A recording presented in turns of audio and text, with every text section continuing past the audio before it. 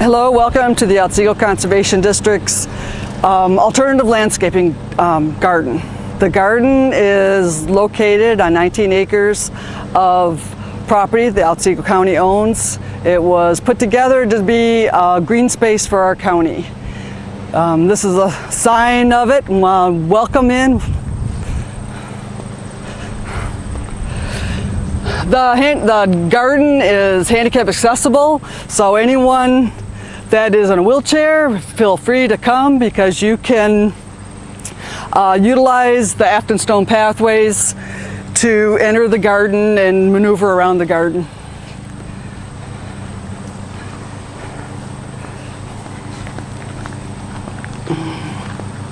It does have 2 handicap parking spots so that you may park a handicap vehicle here. We also encourage you to bring your pets. We have pet cleanup stations throughout the garden, so we do encourage you to bring your pets on into the garden. They are supposed to be kept on leashes though.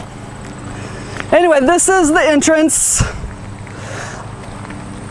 and the garden is 3 acres. The woodlot we also have here for riding bikes and walking is a 16-acre woodlot that we manage.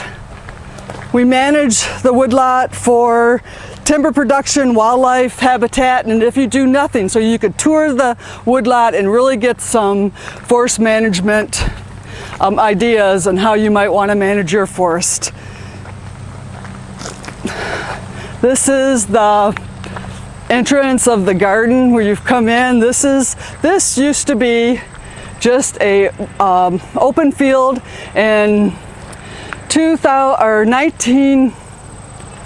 1997, the county commissioners came to us and asked if we would turn it into nature trails.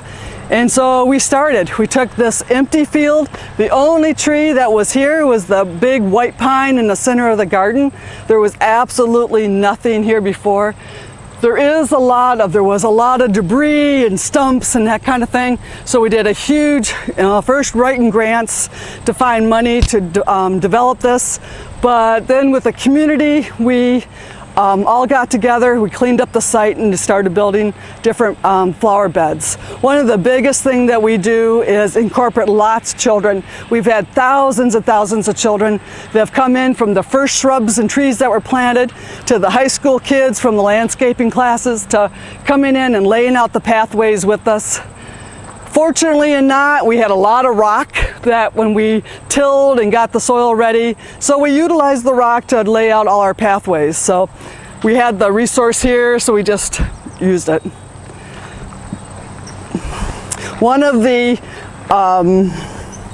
things that came about with planting a lot of native species, one of the things the Conservation District does is have a seedling sale that plants trees and shrubs for wildlife habitat. And so through that, the district wanted to showcase some of those, give people ideas on what they could plant. Back when this first started, the county was the second fastest growing county in the state. So replacing some of the habitat with native species was important to the Conservation District to get that word out. And within doing that, we found such a need for plant material besides the trees and shrubs that we were able to build a greenhouse that's located here at the garden for growing native plants, for riparian buffers. So that's a buffer between lakes and streams, so that if you it's a water quality thing. If you have a buffer between your lake and stream and your lawn or your septic system, there's a huge benefit for water quality. I have a question from Karen in Mineola relevant to this. Do you only have indigenous plants here? We do. We do sell conifers, evergreens in our spring and fall tree sale, but all the things that we grow, the native plants, are perennials, but they do die back every year and then they come back. A perennial is one that's going to come back the next year versus an annual that you'd have to replace every year.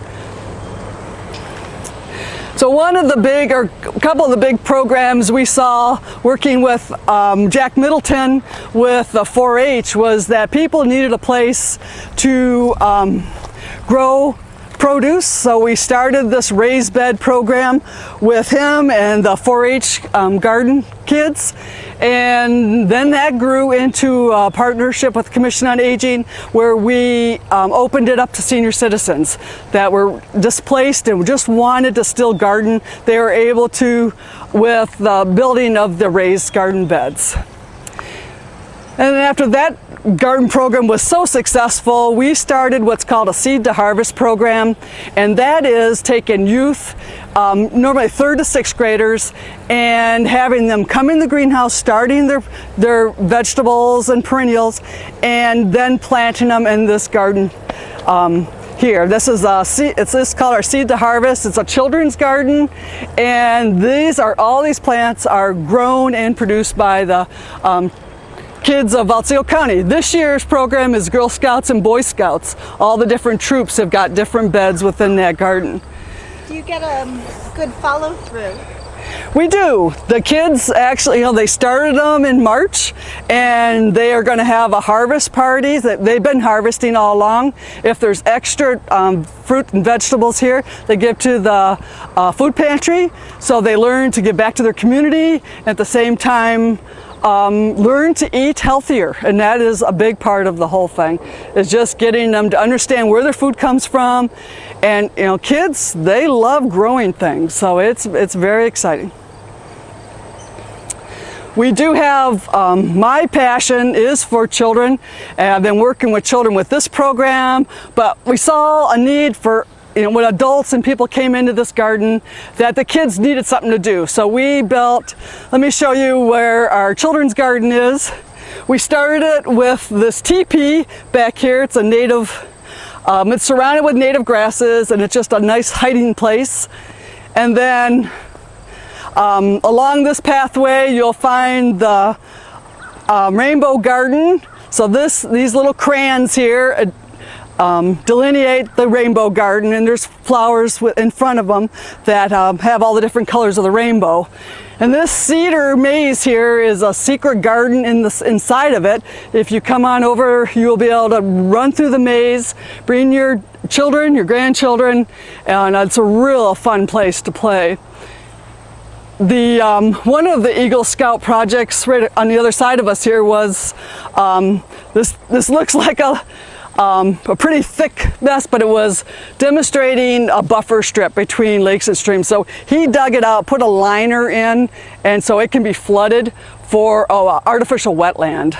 So it just gives you an idea of what kinds of species you can plant in that environment. We did not have a moist area around here. This is Is part of the draw of a buffer area to maintain the wildlife in the area? It is a wildlife buffer for frogs and different amphibians that are in the water edge, but the biggest thing is water quality. The root structures of native plants are just phenomenal. They're really, really large compared to a turf grass root system, and it's a huge benefit to have that.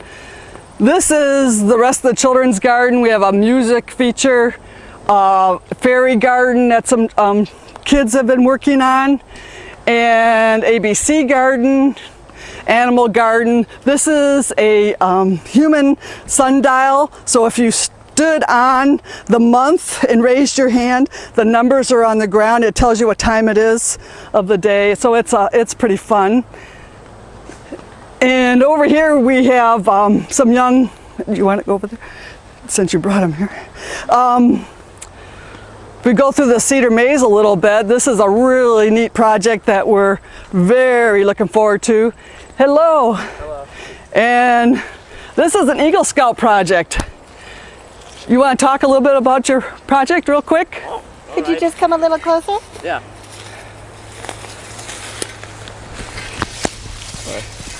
Why don't you tell us about your Eagle Scout project? So, I'm Ben Bashong. I'm going to build a couple of platforms back here for kids to look over the garden at. So right now I'm just kind of flattening out the area. We got it removed of the all the bushes and everything that were there earlier. So. How'd you decide on that project? Well, I heard about Patricia wanting an Eagle Scout to build something in the garden. It sounded like a good thing to me. Fantastic. How long do you think before you're finished? How long is it going to take you?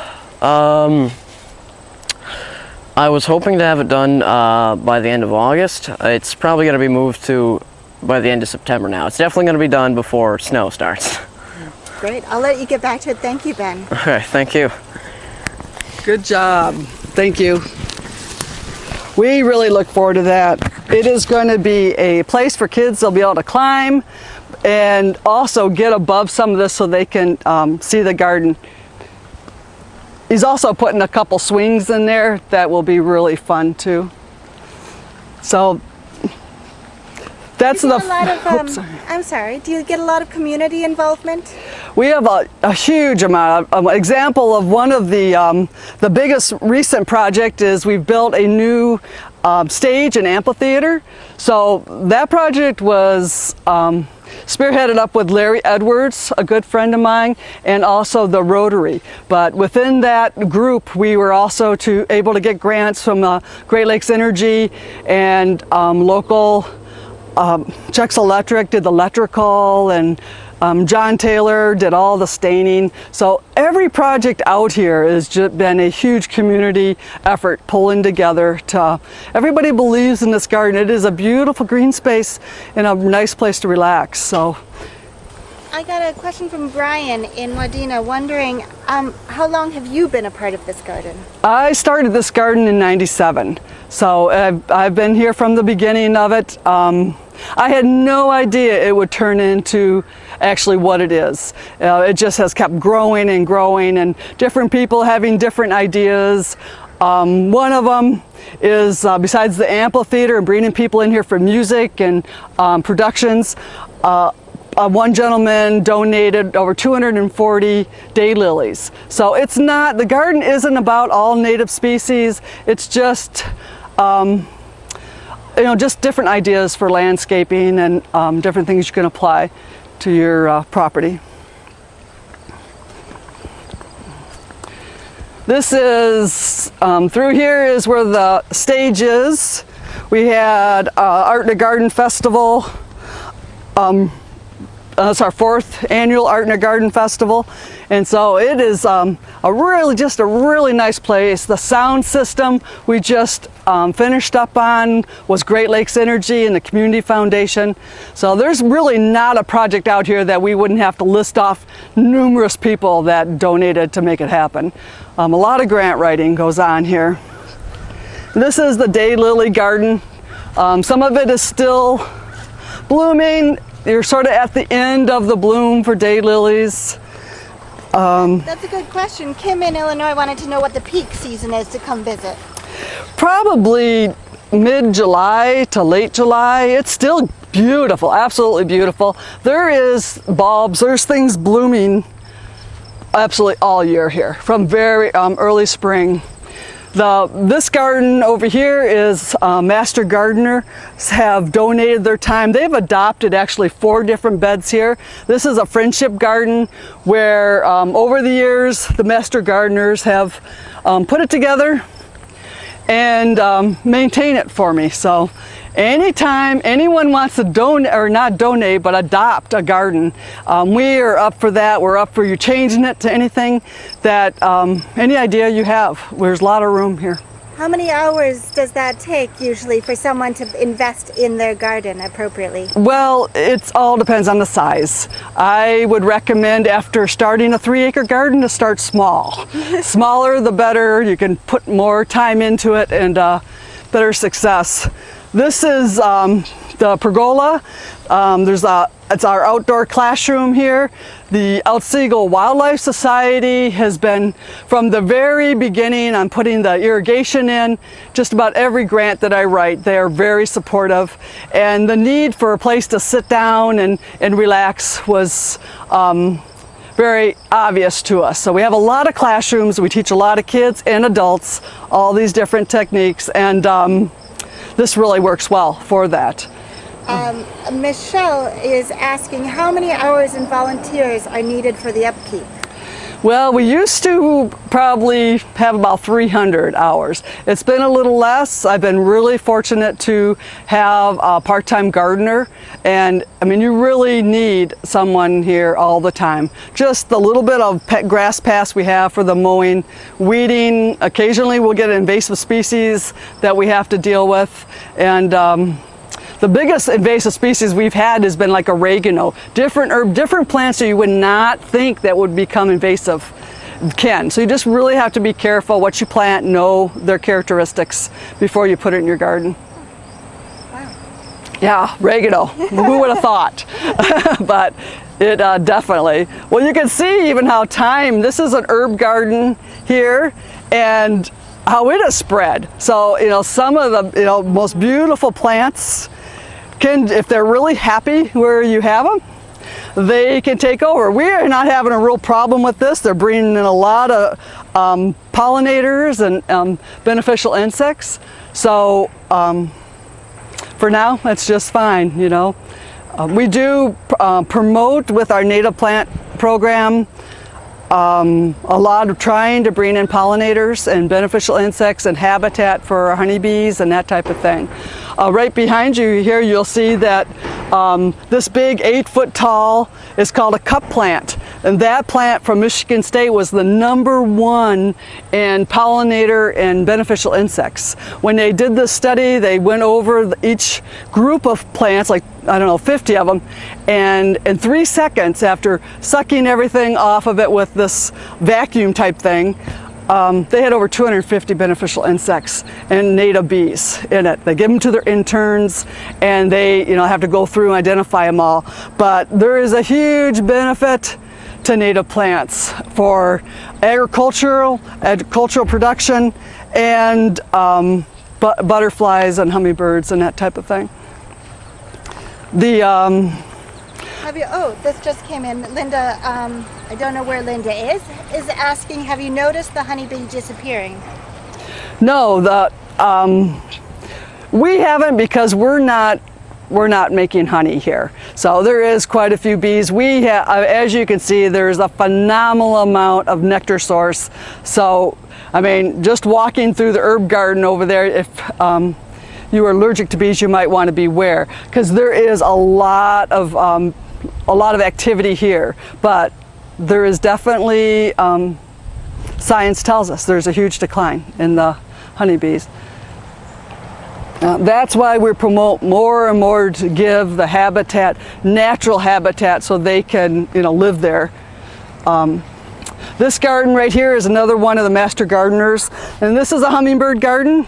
And one of the master gardeners built all these little fun facts, painted all these little statues, so you can learn all about all the different parts of a hummingbird and how they're, what habitat they like, and all the different characteristics of the hummingbird.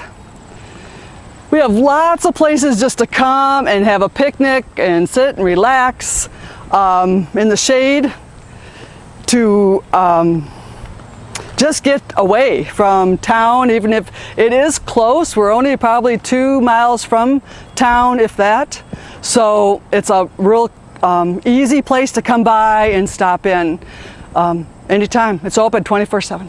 How big is this place? How much land do you sit on? The garden itself is 3 acres. The woods is 16 acres, so all in all, it's about 19 acres that we manage. That's not including some of the parking and stuff like that, but that we actually, you know, you have to do something to manage it. A lot of it is in, like these species out here are native plant. There's butterfly gardens and different species to just show people how beautiful natives can be and how they could fit into your landscaping very easily.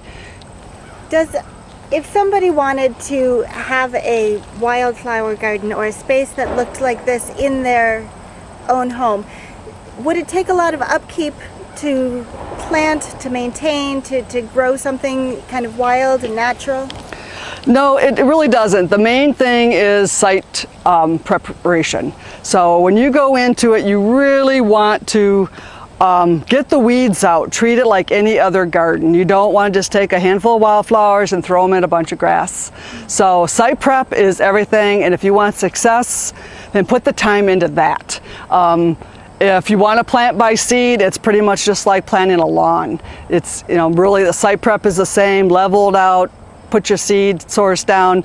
The seeds of these plants want to be really shallow planted, so it's not hard. It's you get what you put into it, though, for sure. And could people find the information they need here? Are there resources in the community that they can learn more about making sure they're planting the right kind of garden? Yes, certainly. I'm here. I'm the greenhouse manager also for planting native plants. Our office is on the 4th floor of the Alpine Center, and we have a district forester that actually would address any wildlife forestry need, but also we can answer any question on how to plant a garden, for sure. We've been doing it a while. One of the things that always people brought to my attention is that this garden is in the full sun, you know, so they're going, well, that's all well and good, but it's full sun and I have all shade. So one of the things that we set out to do with high school students from St. Mary's High School is they came over and helped me build a woodland garden, and that consists of a place where I could do woodland wetland species and woodland upland. Upland meaning, you know, real dry, like it was off the lake where it's real sandy and high and dry type of location. But so they came in, dug out a 50-foot pond and by hand, and then laid a liner and put a fountain in and just did a bunch of work, and then added a lot of native species. So this is an example of some of the species that you can put, you know, in a shady area. So we're trying to help people understand all the different areas, whether it's sun or shade or whatever the scenario is. We pretty much try to help them fit the plant with the location. Do you know about how many visitors you get a year? Oh, several hundred, many. We don't, you know, it's open 24/7, so we don't man it all the time, but there is usually always somebody coming and going here. We have always had summer day camp, which brings in hundreds of kids in July. The Art in the Garden Festival brings in, you know, I think we had like 400 plus people there for that program this year. It's just constant, you know, it's a treasured place in Otsego County, and it's just a nice place to hang out. So Carol in Michigan wants to know, does the garden close during the winter, or do you keep the paths clear for people to walk through and see the winter aspects of landscaping? we do not keep the paths clear in the winter here. It is open, and we have people snowshoeing through, because as you can see through this wood lot, there is probably 2 miles of trails through here. So it is a nice place to cross-country ski. The garden, you can still, even with the snow, you can get the feel for where the pathways are. So you're welcome to cross-country ski. But about the end of October, all my gardens go to bed, and I get a much look forward to rest. The garden does, and I do myself. So it's all a good thing. I think it was all played out to be that way. If you live in northern Michigan, winters are good. Kiana, I think it's pronounced, has asked how much work it takes to get ready for the winter. Wintertime is not as hard here. Spring is a lot more work, and when you have a native garden like this one, and you raise all these species that produce seeds in abundance, we leave all the flower heads there through the winter, because some of the birds that do stay through the winter in this area, chickadees and that kind of thing, they need that food source. So then in the spring, we come in and deadhead different things and cut back. By that time, the snow has packed things down, so it's pretty much raking up. And wintertime, you have to blow out the water system. There are chores that have to be done, but it's not really related to the plants as much as the water system, and with any garden at your home in this climate that you would have to do. Probably a day, good 8-hour day, you could get it done. Roll up your hoses, put everything to bed. I have a question from a user I'm familiar with. Karen in Minnesota wants to know, do you spend all your winters looking forward to spring, looking through books on native plants? She's a researcher. I see. Well, I don't. One of the reasons is I am mandated by Michigan Department of Agriculture to only grow so many different species. I do like a lot of a variety of native plants, and we certainly have that in northern Michigan.